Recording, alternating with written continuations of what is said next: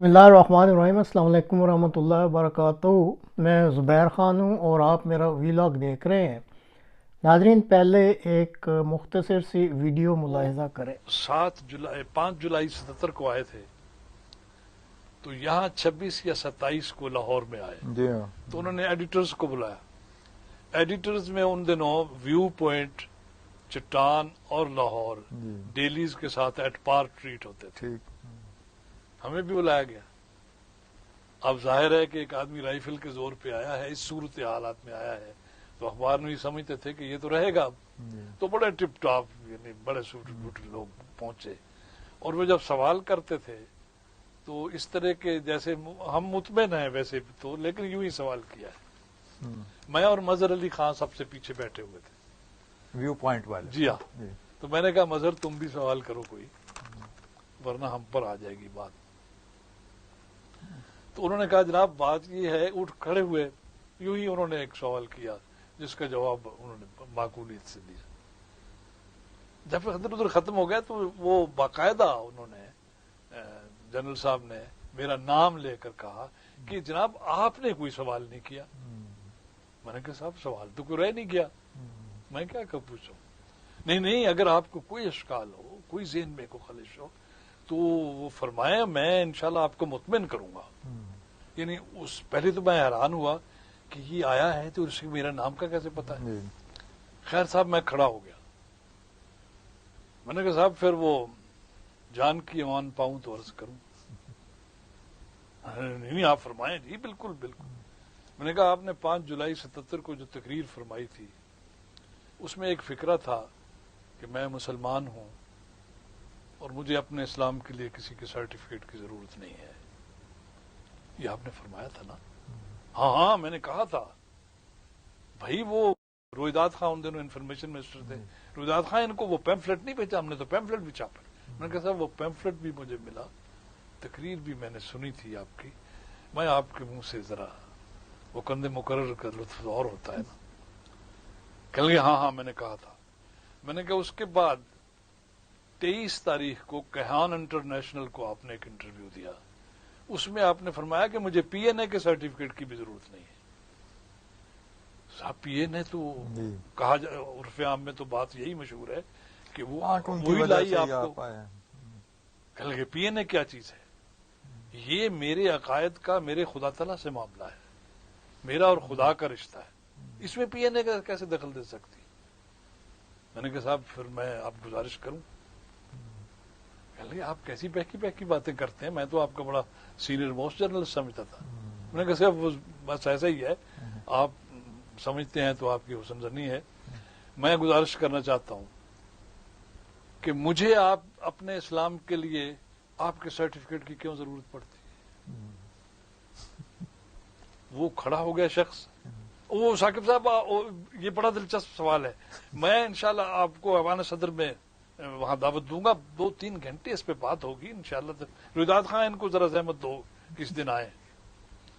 तो press conference खत्म हो गई तो मैं उठे तो मैंने रुदाद खान से पूछा, मैंने कहा भाई कब है अब? वो मेरे अच्छे ताल्लुक वाले थे। उन्होंने कहा अब इंशाल्लाह कभी नहीं होगा ये जब, और जब तक वो रहे हमें किसी ने नहीं बुलाया प्रेस कॉन्फ्रेंस। नाज़रीन, ये जो आपने अभी वीडियो देखी, असल में ये एक मोहतरमा है, उन्होंने यूट्यूब पर लगाई थी, जो कि कोली पॉजिटिव के नाम से पहचानी जाती हैं।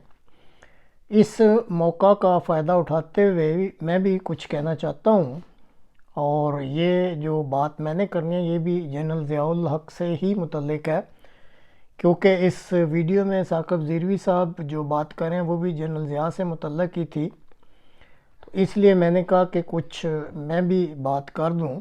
जब ये मार्शल लॉ लगाया जनरल ज़िया साहब ने, तो उनकी एक तरजीह होती है जब भी फ़ौजी हुक्मरान आते हैं कि सबसे पहले वो दिफाई अफवाज के जो पाकिस्तान भर के अफसरान होते हैं उनसे ज़रूर ख़िताब करते हैं। चुनांचे उन्होंने कराची से ये काम शुरू किया, और कराची गैरिजन के जो दिफाई अफवाज के अफसरान थे उनको उस वक़्त एक नेपियर बैरक्स का ऑडिटोरियम था, उसमें मदऊ किया गया। जनरल साहब ने अपनी तकरीर की, और जैसे इस वीडियो में आपने सुना साकिब ज़िरवी साहब ने बतलाया कि बाज़ جو مدیران ہوتے ہیں وہ کچھ خوش کرنے کے لیے اس طرح کے ہی سوال کرتے ہیں اور تسلی کا اظہار کرتے ہیں۔ تو اسی طرح اس خطاب کے دوران بھی جو گیریزن کے افسران تھے ان کی طرف سے جنرل صاحب سے بھی کچھ سوالات کیے گئے اور ایسا ہی کچھ اظہار کیا گیا کہ جو جنرل صاحب کہہ رہے ہیں وہ درست ہے اور ہم اس پہ اطمینان رکھتے ہیں۔ لیکن اس مجلس میں ایک آخری سوال بھی ہوا اور وہ کسی سینئر افسر کی طرف سے نہیں تھا بلکہ بالکل ہی نوجوان افسر جس کو آپ کہہ سکتے ہیں کہ اکیڈمی سے فارغ ہوئے ابھی چند ماہ ہی ہوئے تھے، اس نے جنرل صاحب سے یہ سوال پوچھا۔ اس سوال کے مطابق وہ نوجوان افسر نے جنرل صاحب سے کہا کہ سر یہ جو آپ کی وساطت سے یہ بیان جو ہے میڈیا میں آ رہا ہے کہ آپ نے یہ جو اقتدار سنبھالا ہے یہ صرف 90 دن کے لیے ہے اور اس کے بعد آپ الیکشن کروا کے اقتدار جو ہے وہ واپس کر دیں گے، آپ کے اس بیان میں جو ہے وہ حقیقت کتنی ہے؟ یہ سوال سن کر جنرل صاحب نے ایک گہرا سانس لیا اور کچھ سوچا، پھر اس افسر کی طرف دیکھ کے کہا کہ ینگ مین، کچھ بیانات جو ہوتے ہیں نا وہ باہر والوں اور سیاسی لوگوں کے لیے ہوتے ہیں، اور یہ جو میں نے بیان دیا ہے یہ بھی انہی کے لیے ہے۔ آپ یہ جو وردی میں یہاں بیٹھے ہیں یہ بیان آپ کے لیے نہیں ہے، اس لیے اس بارے میں آپ کو سوچ بچار کرنے کی ضرورت نہیں ہے۔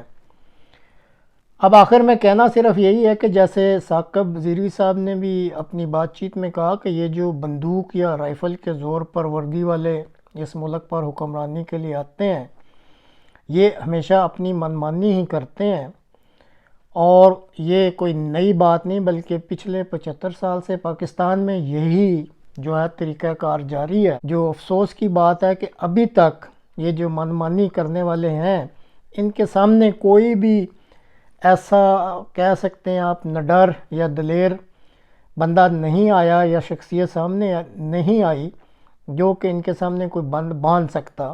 ابھی تک کوئی ایسی صورت نہیں نظر آ رہی کہ اس پر کوئی بند باندھا جا سکتا ہے، اور دیکھنا ہوگا کہ اب یہ معاملہ جو ہے اگلے کتنی نسلوں تک یا کتنے سالوں تک اس ملک میں چلے گا۔ تو ناظرین آج تک کے لیے اتنا ہی، اگلے پروگرام تک کے لیے اجازت دیجیے، خدا حافظ۔